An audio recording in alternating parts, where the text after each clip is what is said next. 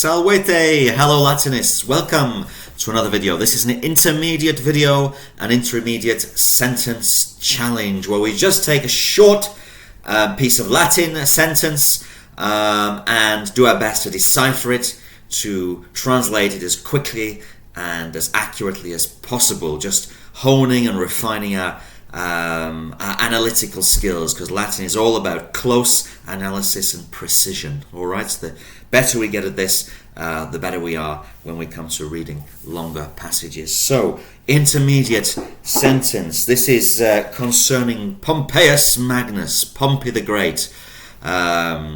Sometime comrade of Julius Caesar, and in the end, fierce rival. So this is the end of the Republican period, just before we enter into the time of the Caesars.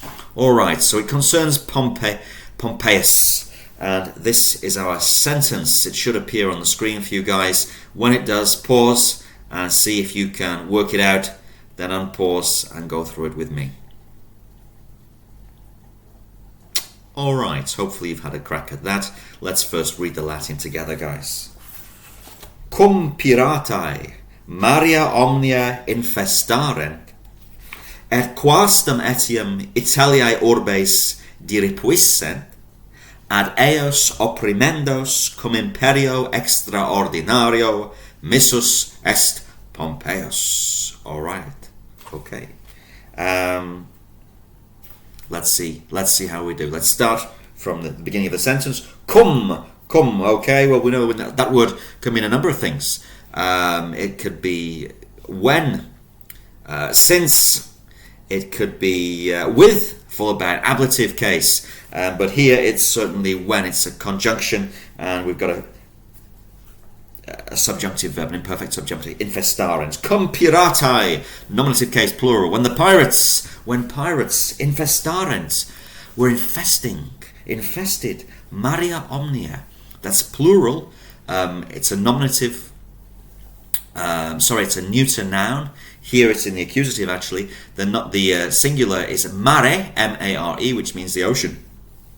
The sea, mare. Plural, Maria. Maria omnia. Singular mare, plural Maria omnia. When pirates infested, we're infesting all the seas.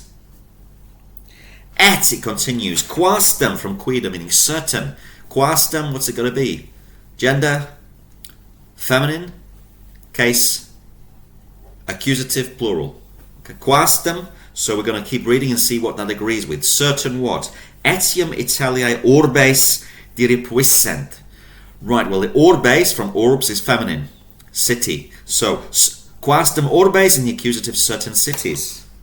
When pirates had infested all the seas, and diripuissent, pluperfect subjunctive, diripere, to plunder, to pillage, and had pillaged certain cities of Italy, or certain Italian cities, we could say. Italia is the genitive. Etiam, also or even.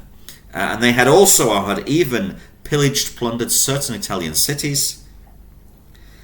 So that is our subordinate clause. We've not started with the main clause. Okay, this is the background information. When, or since even, seeing that, blah blah blah. Then we come to our main clause. Ad eos opprimendos cum imperio extraordinario missus est Pompeius. Right, so the subject of the sentence, the nominative, I hope you've got it, is Pompeius. The very last word in the sentence is actually the subject.